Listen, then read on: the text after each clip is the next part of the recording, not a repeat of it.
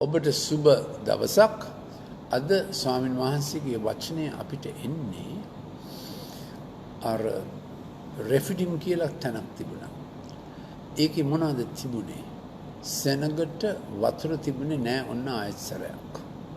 ඊළඟට ඒගොල්ලෝ දැන් මේ අලුතෙන් හැදිච්ච ජාතියක් ලෙස ඒගොල්ලෝ වහල් කමේනේ හිටියේ. ඊශ්‍රායල් කියන සෙනග වහල් කමේ තමයි හිටියේ මිස්ර දේශේ.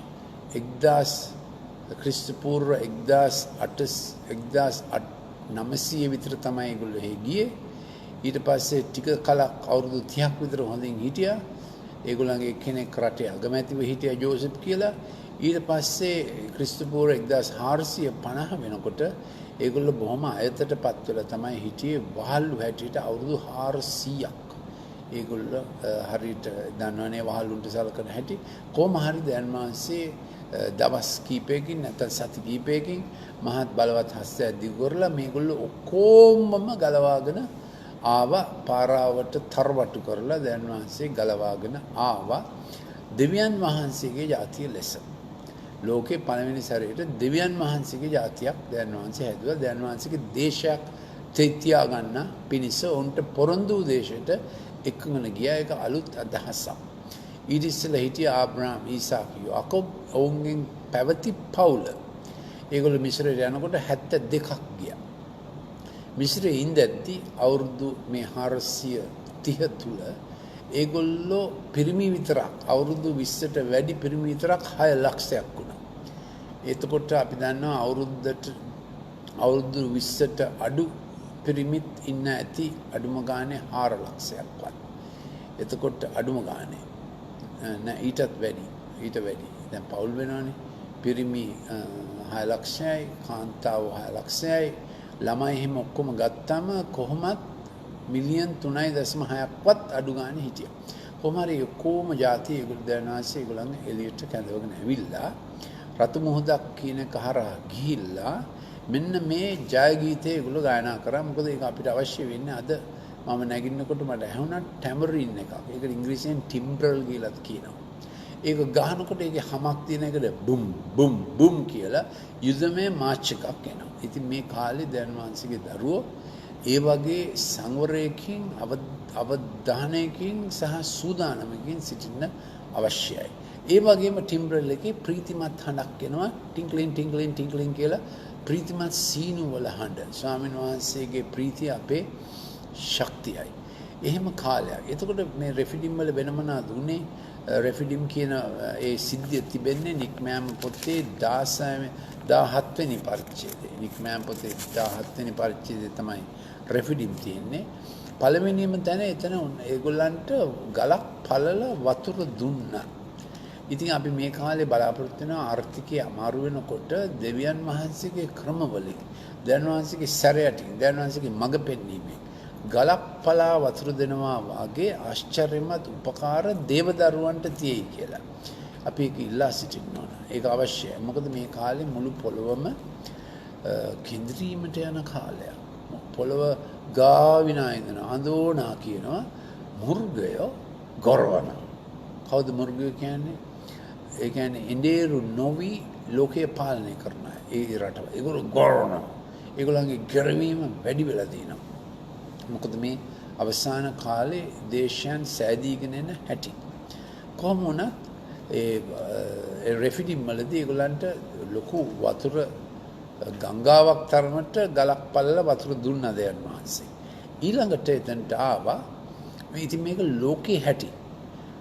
දැන් මේක දෙවියන් වහන්සේ මේ කාලේ අපිව බලා ගන්න හැටි පිළිබඳ පූර්ව සැලසුමක් මෙතන තියෙන්නේ රෙෆිඩිම් වල.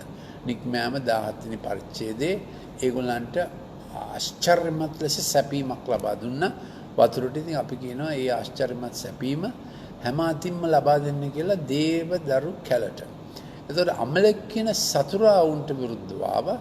ඒ සතුරාගේ ගතිය නම් රැළට එක්කහුව නොවි ඈතින් ඉන්න අයව කාලා දානවා. පහර ගහනවා. ඒ නිසා මේ කාලේ දැන්වහන්සේගේ රැළ ඔබ නමස්කාර කරන තැනට විශ්වාසවන්තව එක්කහුව වෙන්න ඕන.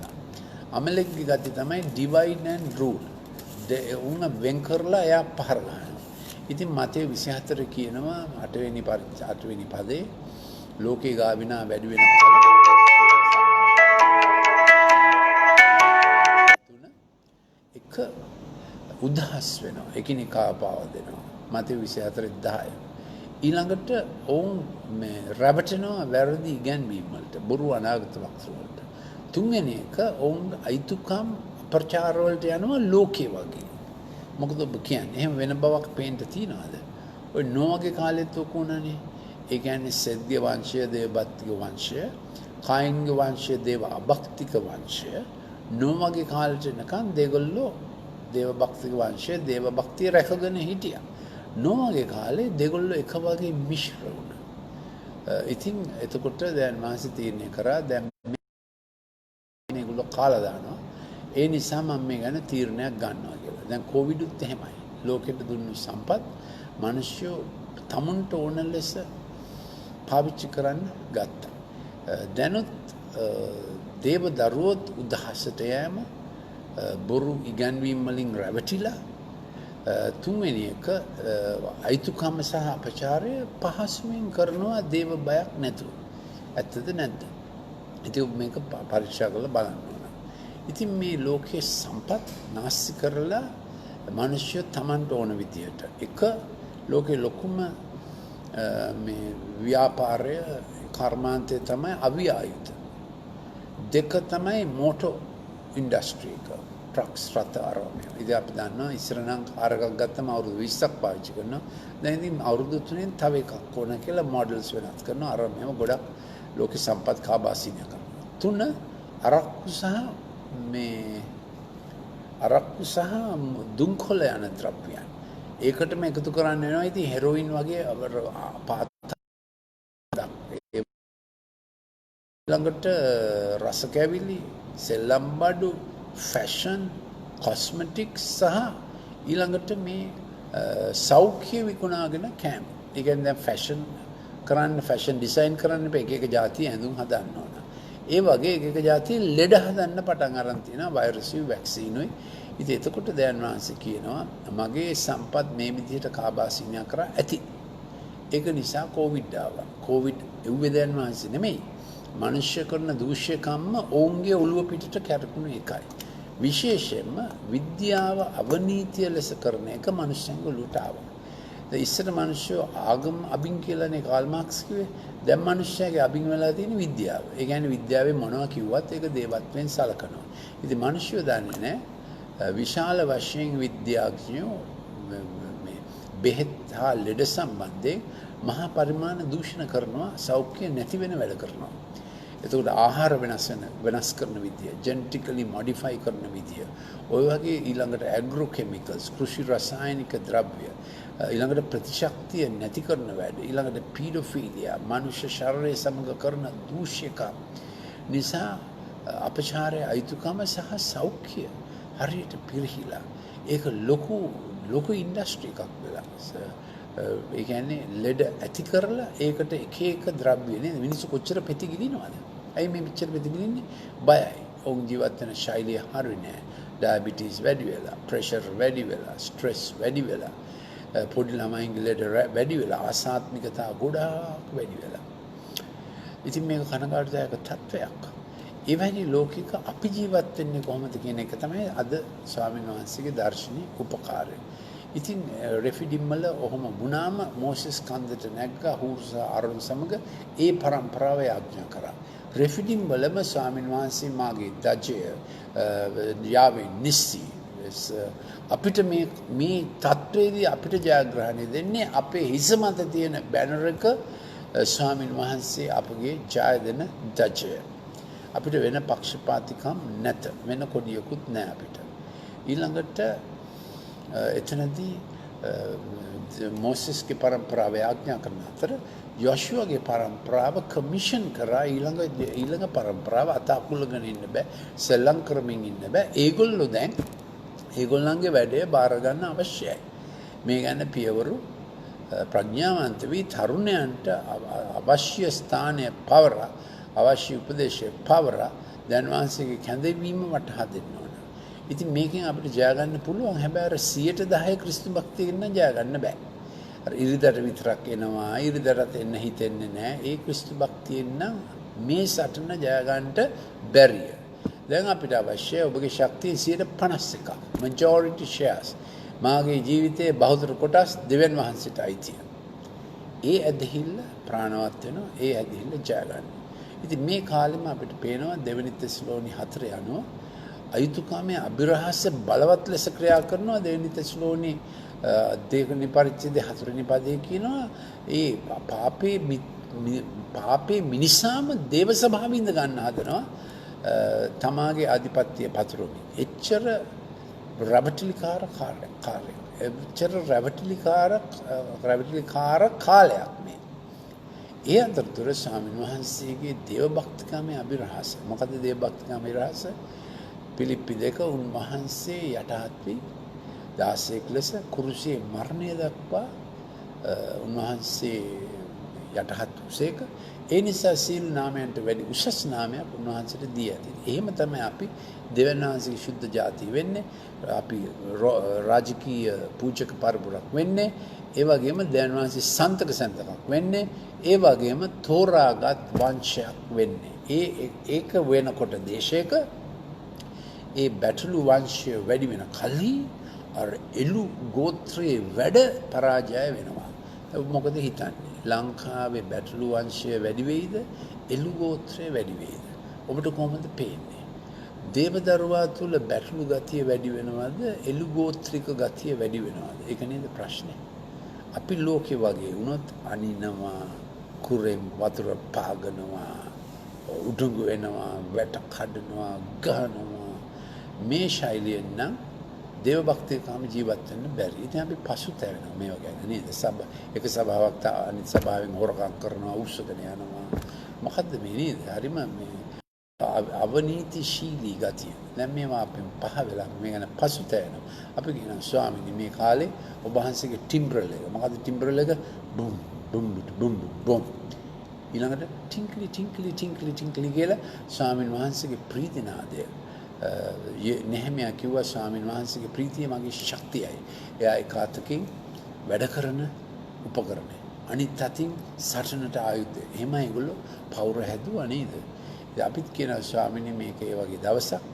ඉතින් අර මේ රතු මොහොතෙන් එළියට ආපු ගමන් යහපැත්තට ගිය ගමන් මෝසෙස් ගීතිකාවක් හදලා කිව්වා මම ස්වාමීන් වහන්සේට ගී කියන්නේ මේමක් නිසාද උන්වහන්සේ තේජාන් විසලත ජාගත්සේක. යෙහෝවා නිසි උන්වහන්සේ අශ්වයා සහ අසුරුවා මුහුදට හෙළුසේක. ඒකම මීරියම් ඩාන්ස් එකක් නටුමෙන් ගැයුමෙන් වැයුමෙන් ඒක ප්‍රකාශ කරා මීරියම්. නික්මෑම 15:19 මක්නිසාද පාරාවගේ අශ්වයෝ ඔහුගේ රථ සහ අසුරුවන් සමග මුහුද තුළට ගියෝය. ස්වාමින් වහන්සේ සමුද්‍ර ජල ධාරාවක් ඔවුන් පිටට හැරුසේක. ඊශ්‍රායල් පුත්‍රයෝ වියලි භූමිය පිට මුහුද මැදින් ගියෝ. ඉතින් මේ කාලේ සටන මේ වගේ. ශුද්ධකාමේ දේවභක්තිකමේ අභිරහස තුල ජීවත් වෙන අපි මුහුද මැදින් යනවා. පාරාවගේ කතන්දරේ අර රලට හවු වෙනවා. ඉතින් එච්චර කිට්ටු සටනක් මේක හැමතිස්සෙම පලිස්ස ස්වාගෙන සිටිය යුතුයි. මොකද අර මේ යහපත් දේ අයහපත් වුණාම දුෂ්ට යක්ෂණීය බලවේග අතට අරගෙන පිහින් අයිනා වගේ ලේ වගුරුන දේවල් ඒගොල්ලෝ කරන්න බලන් ඉන්නවා. අපි පලිස්සොස්වනවා. හිතෝපදේශ 14:34 කියනවා ධර්මිෂ්ඨකම දේශයක් උසස් කරන්නේ. ඒක තමයි දේව භක්තිකමේ අභිරහස. ඒ හිතෝපදේශ 14:34 කියනවා පාපයේ දේශයක්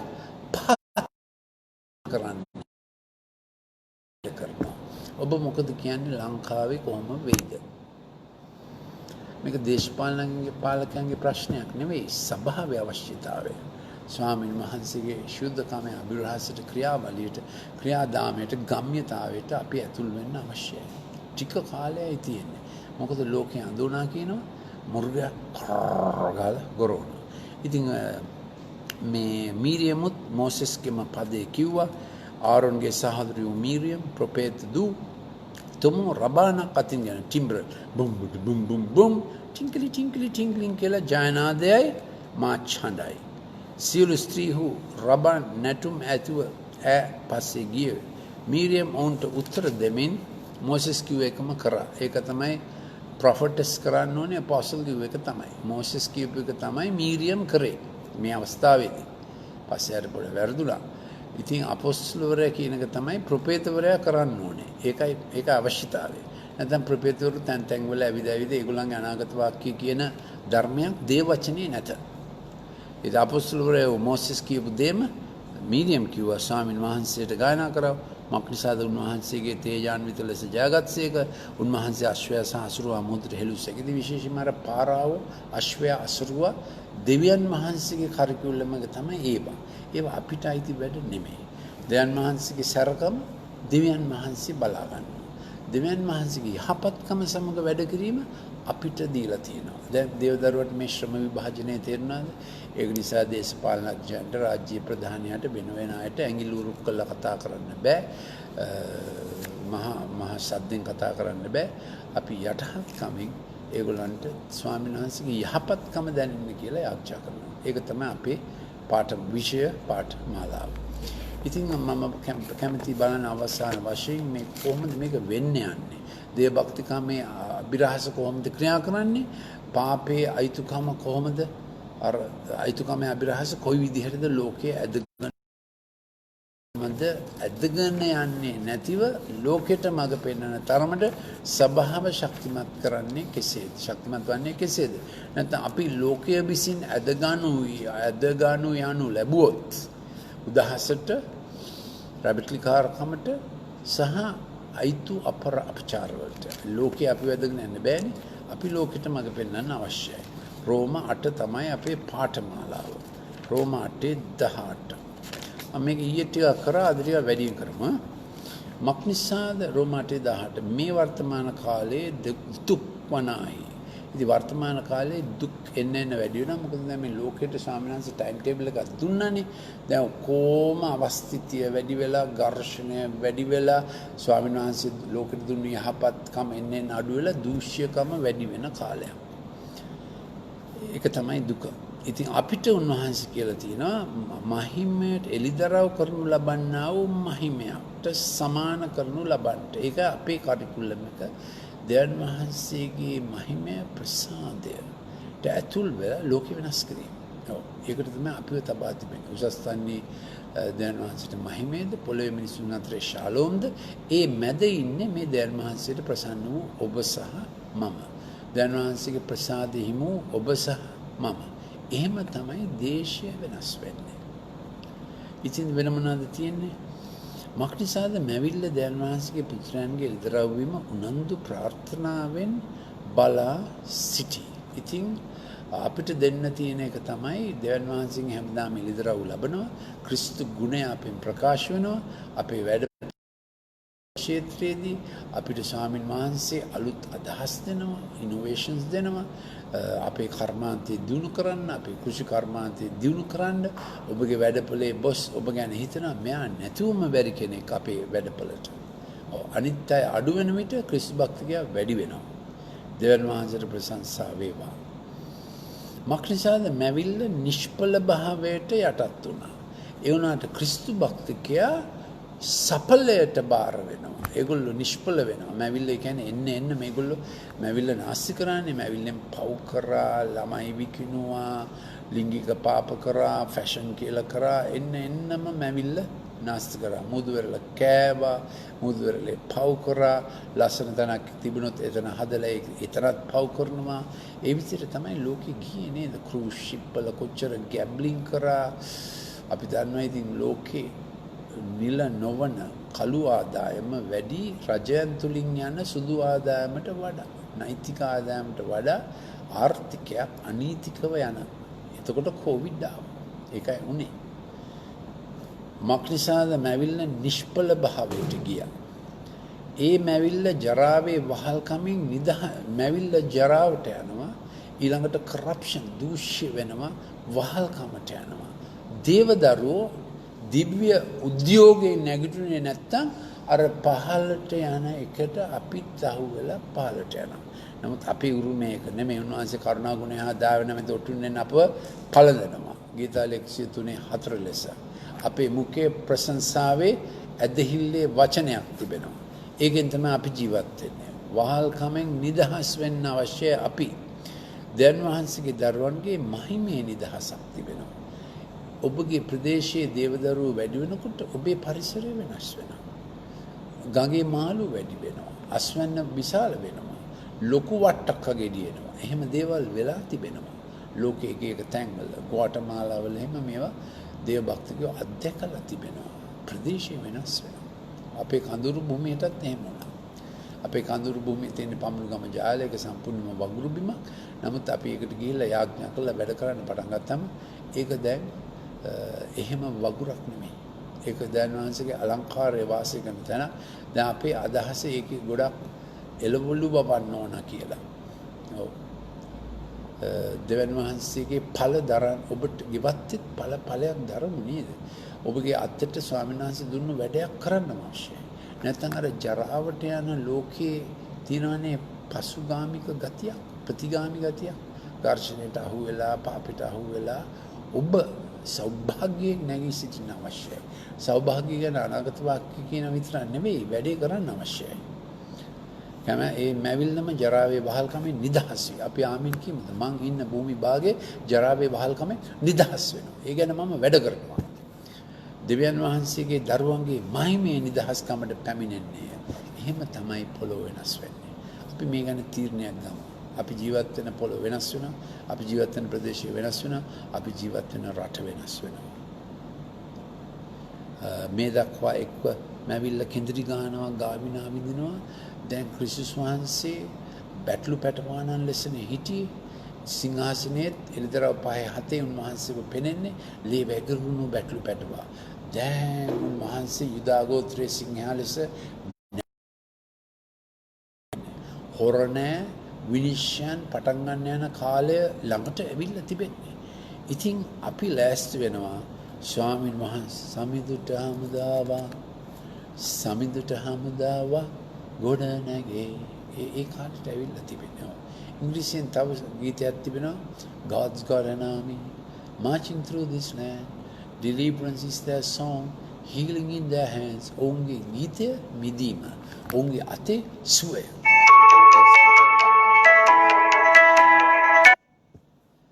ඉතින් මුළු මැවිල්ල මේ දක්වා එක ප්‍රථම ඵල ලැබූ අපි බොහොම ගැලවීමේ බලාපොරොත්තුවෙන්, පුත්‍රකම සම්පූර්ණීමේ බලාපොරොත්තුවෙන් අපි සිටිනවා. ඔබට ස්වාමීන් වහන්සේ ආශිර්වාද කරන සේක.